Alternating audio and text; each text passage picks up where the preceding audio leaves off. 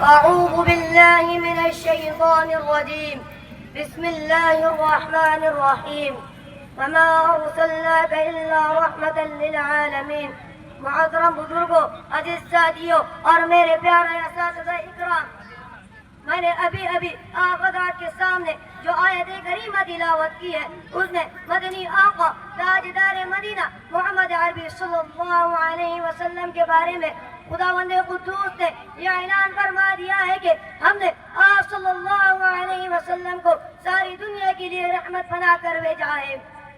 آئے دنیا میں بہت پاک و مکرم بن کر، کیا ہے دنیا میں بہت پاک و مکرم بن کر، کوئی آیا نہ مگر رحمت عالم بن کر۔ اس آیت کی روشنی میں آخر پیغمبر صلی اللہ علیہ وسلم کے دریائے رحمت کا ایک قطرہ اور ایک بوند بھی پیش نہیں کر سکتا، کیونکہ یہ وہ ذات گرامی ہے جس کی مدح و تعریف کے آگے شاعر دربار رسالت حضرت حسان نے بھی اپنے ہتھیار ڈال دیے تو مجھے لب کشائی کی کیا ضرورت ہو سکتی ہے کہ سچ کہا ہے میرے نیس لکھنوی نے، میں کیا ہوں میری مدح کیا ہے اے شہنشاہ، میں کیا ہوں میری مدح کیا ہے اے شہنشاہ، حسان و برزق ہے یہاں عاجز حیرہ، شرمندہ زمانے سے گئے وائل و صحبہ، قاصر ہے سخن فہم سخن سنج سخندہ۔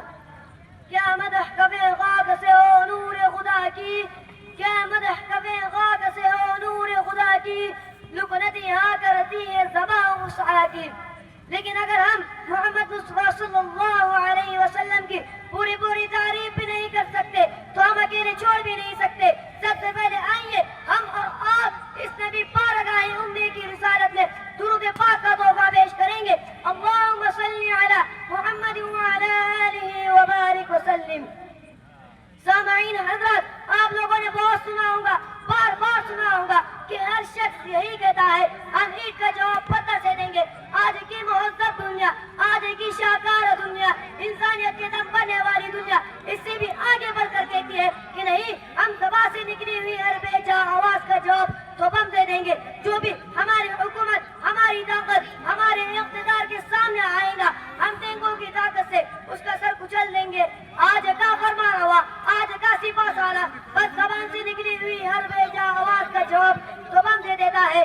اے تاریخ، تجھے اپنی صداقت کا واسطہ، اے انقلاب دورہ، تجھے انصاف کی قسم کہ ان فرما رواؤں میں، ان تاجداروں میں ایسا کوئی تاجدار بھی گزرا ہے کہ جس نے کاٹے بچھانے والوں کے لیے پھول بکھیرے ہو، جس نے پتھروں پر پیروں کو رنگین کرنے والوں کے لیے اس کے گلے میں موتیوں کا ہار ڈالا ہو، جس نے گالیاں سن کر بھی دعائیں دی ہو۔ اے تاریخ، تو کیوں نہیں بولتی؟ اے گردش زمانہ، تو کیوں خاموش ہے؟ ہاں، تجھے خاموش ہونا ہی چاہیے۔ بے شک ان فرما رواؤں میں، ان تاجداروں میں ایسا کوئی تاجدار نہیں گزر سکتا۔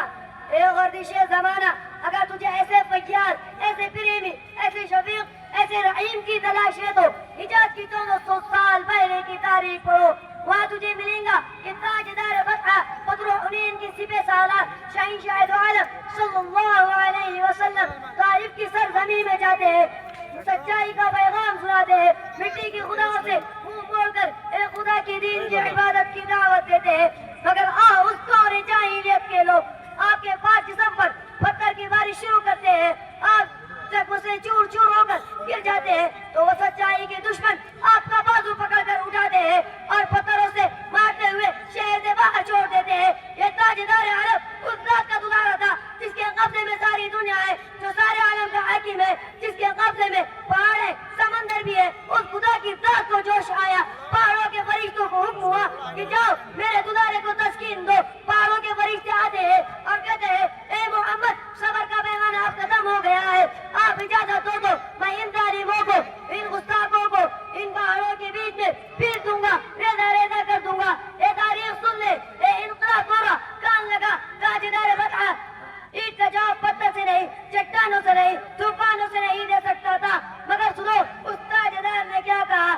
تاجدار رحمت للعالمین نے سن کر فرمایا کہ میں اس دور میں غیر و غضب بن کر نہیں آیا، میں کیوں ان کے لیے غیر الہی کی دعا مانگوں، بشر ہے بخبر ہے کیوں تباہی کی دعا مانگوں۔